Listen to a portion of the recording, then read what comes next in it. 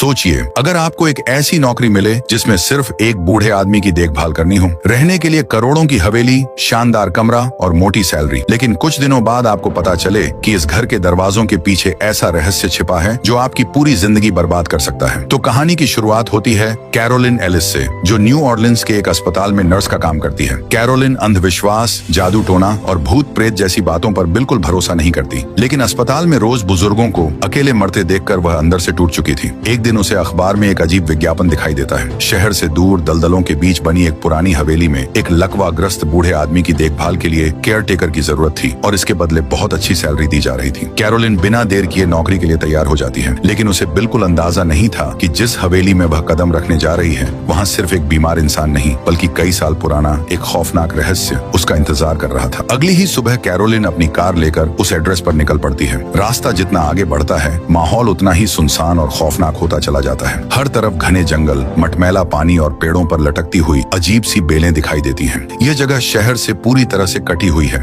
और कुछ देर गाड़ी चलाने के बाद आखिरकार कैरोलिन उस पुराने जमाने के हवेली के सामने पहुंचती है। लेकिन सबसे चौंकाने वाली बात यह थी कि दूर दूर तक एक पक्षी भी दिखाई नहीं देती है। सामने खड़ी बिल्डिंग देखकर ही अजीब सा लगता है। दीवारों पर पुरानी दरारें, उखड़ी हुई पेंट और ऐसा लगता है जैसे इस हवेली में बहुत कुछ हुआ हो। वह अंदर जाती है और जोर से आवाज लगाती है, कोई है यहाँ? तभी अचानक से दरवाजा अपने आप खुलती है और कुछ मिनट अंदर जाने पर उसे सामने पीछे के गार्डन में हवेली की मालकिन वायलेट दिखाई देती है, जो अपने हस्बैंड की बाल काट रही होती है। इसी बीच उसकी मुलाकात ल्यूक से होती है, जो इस हवेली का कानूनी मामलों को संभालता था। वो कैरोलिन को बताता कि वायलेट के हस्बैंड बेन को कुछ दिन पहले स्ट्रोक आया था, जिससे कारण उनका शरीर पूरा पैरालाइज हो गया और उन्हीं की देखभाल के लिए उन्हें एक नर्स की जरूरत है। इसके बाद ल्यूक कैरोलिन को इस घर की मालकिन वायलेट से मिलाता है, लेकिन वायलेट का व्यवहार बहुत ही अजीब और रूखापन था। वह कैरोलिन को नौकरी पर रखने के लिए हिचकिचा रही थी क्योंकि वह इस इलाके की लड़की नहीं थी, लेकिन ल्यूक उसे समझाता कि तुम्हारी इन्हीं व्यवहार के वजह से कोई भी नर्स यहाँ टिक नहीं पाती। पिछली 4 लड़कियां भी इसी वजह से वापस चली गई थी। ल्यूक के थोड़ा समझाने पर वायलेट कैरोलिन को नौकरी पर रखने के लिए मान जाती है, लेकिन जाते वक्त वह ल्यूक से कहती कि यह लड़की इस घर को कभी समझ नहीं पाएगी।